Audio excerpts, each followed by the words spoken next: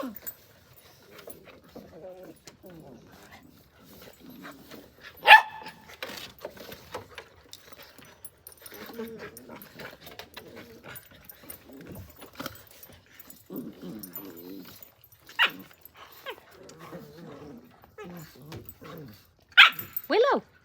Willow, where's your face? All right. Good morning and welcome to our review session with Lander Puppy Days School with No Bones About It.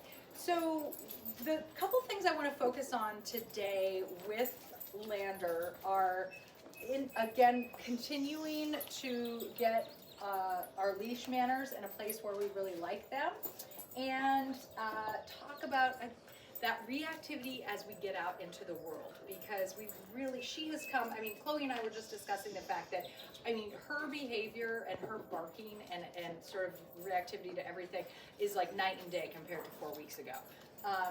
Really, there's no question that she's always been super smart, but it's been impeded a little bit by the fact that any new stimulus that we've added in her world has kind of rocked her a little bit, and she's really coming along amazingly well. So you can kind of see we're just doing a little bit of warm up, working on nice quiet behaviors of hand targeting, touching as we're walking. And I know that she says, I don't really love to lie down on the hard surface. Oh, so she's sorry. a little bit So better. sorry. I know. She's gonna need to fix that, but she, One thing at a time. Yeah, one thing at a time. She doesn't really love to lie on the hard concrete. All right, so here's what we're going to do. We're going to talk about our leash manners, because we're getting a lot of jumping. She's so short that is part of what we struggle with when we have a shorter dog, because they know the rewards are up here. So I'm going to attach the leash. Hi, girl. Touch. She's like, no, you don't have to. Hi, over here. Yes, good. I'm going to attach the leash to that front clip. And then we are going to work on a couple different skills. We're going to work on not using our treats, but Lander, yes, touch. But I'm going to just do a couple of warm-ups. Lander, touch. Yes, good girl. Very nice. Over here. Go find that one. Go find that one. So we're going to work on just touch at walking with some hand targeting. Touch. Yes, good. Good. And then maybe backing up. Lander, touch. Okay, so we're getting a little popping up, but not quite as much. Over here, if she walks behind you, just use your leash to guide her back. And again, she's sort of focused on hoppity, trying to find where those cookies are. So the other thing I can do is be really cognizant about, as I'm delivering my treats, Lander, coming down really low and fast. Okay, so right here, girl. Yes, good, right here. Really low. If I linger too long, so she keeps wanting to go back to this mat, which if I were working on this in our own training session, I would put that away, because this is like a magnet for everybody. So if you linger too long with treats up here, we're gonna get that. Okay, so hey girl, yes, very nice. So if I deliver my treats quickly and make sure they're coming right to her nose level, right here, touch. Yes, good.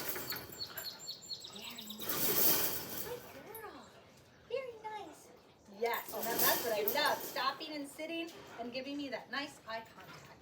Amazing. Okay, so Chloe, what was the other tip we were going to have? I'm going to hand off. The other 2 tips that we were talking about is, this is a lot of action, right? Because she is so low to the ground, that when you're out walking, obviously a majority of your walk is going to be a sniffy walk. You're not going to spend the entire walk, working on this, keeping her in the circle of fun in the reward zone. So you'll bring a spoon with you with a little peanut butter on the end, so that way you can just target it, and it will be down far enough for her that she'll be able to hit it without popping up to get it. One of the things I always like to try and keep in mind is to deliver the treat under the chin. That will keep all 4 paws on the floor.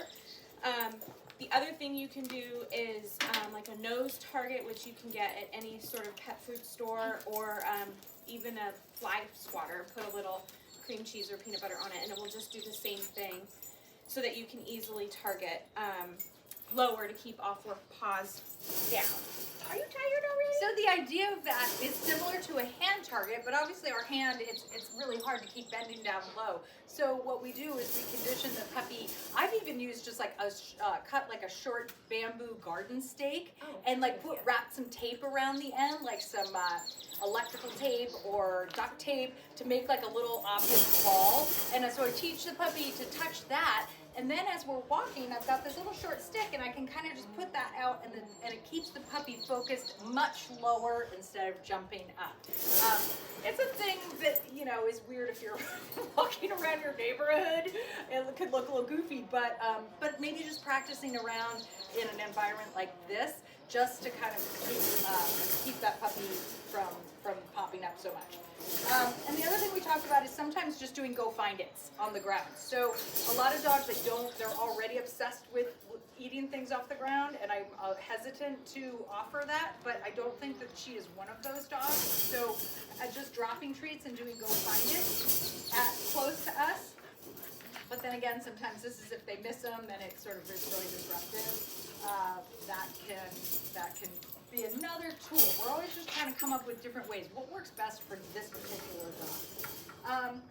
I think one of the most important things too is to completely ignore the bouncing, the pogoing when it comes up, and just try and be consistent about rewarding when all four paws stay down. So she's so smart, she'll quickly pick up that pogoing up doesn't get her anything. The only time she gets any kind of reward is when she stays all four paws planted on the floor. Yeah. All right, and then the other thing that I really want to focus on is we talked this morning just really briefly about the fact that she's come such a long way in more controlled environments. Like you're going down to the junction, you're hanging out at Pizza Hacker, and she's a little bit more comfortable in that kind of place, and people approaching and being a little bit more social. Whoa, we've got a jailbreak. Jailbreak. Sorry, we could Just get the action. just what's happening. Get the action. Okay, let's everybody. There we go. Hold on, what's happening over here? Go get that. Hey, ready? Go get that. Go get that. This little mouth. I know, doesn't she? Yes. Yes. So, backing up, we have gotten her to really be much more accepting in public and out in social environments where it's a little bit more controlled and the stimulus level is maybe consistent. But then you mentioned that you brought her to the beach and it was more like 75% reactivity.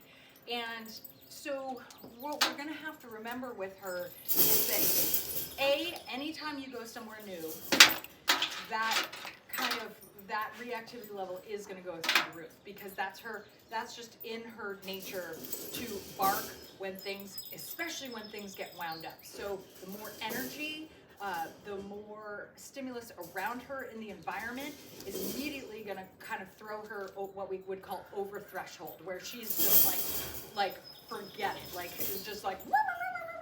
So really think about going back to foundations and working in small increments. Maybe keep her on a leash, keep her next to you, work on kind of that hand targeting, seeing if you can go and even just do lots of sits where she's treat, like, you know, just absolute, I call it machine gun treating, where you're like, like you're just really trying to get her to block out everything that's going on. Other thoughts? I would suggest too, especially for places like the beach, is just before just kind of taking her out and immediately taking her to the water, is just sit in your car. That's a safe zone for her, and just sort of treating and letting the world pass her by. That will kind of acclimate her to make her jailbreak. To remind her that it's safe. There's no need to alarm bark. You've got her back. And then when you take her out, like Allie said, keep her on leash, treat her a ton, lots of reinforcement, and keep the visits short, especially as you're exposing her to new places and new environments. And I'm sure, like, when you first started going out here in town, it was short and sweet and ending on a high note with positive interactions and situations. So you'll do the same thing anytime you introduce her to a new environment. Slow and steady. Slow and steady, but as we talked about, the transformation that she's had in the past couple weeks has been really, really incredible. And so I think if you guys continue with the work you've been putting in and utilizing the skills that we're working on here over the next month, we're really going to get her to a place where she's so solid. And again, just remembering we're always working within the boundaries of genetics, right? It's like she's genetically programmed to amp up when there's a lot of activity. I mean, that's what she's bred to do. Like, and I've mentioned before, my dog Chaz has a lot of herding instincts in him. I don't bring him to like a dog park because the minute things start getting, dogs start running, his instinct is to start circling and barking and coming behind dogs and doing what he's bred to do. So sometimes we make choices about what we're gonna do and where we're gonna go based on how our dog is going to react in those kind of environments. But I think we're in the right direction. Congrats on finishing. I think we're at week 4 with Leander. So exciting. We will continue and see you guys next week. Bye.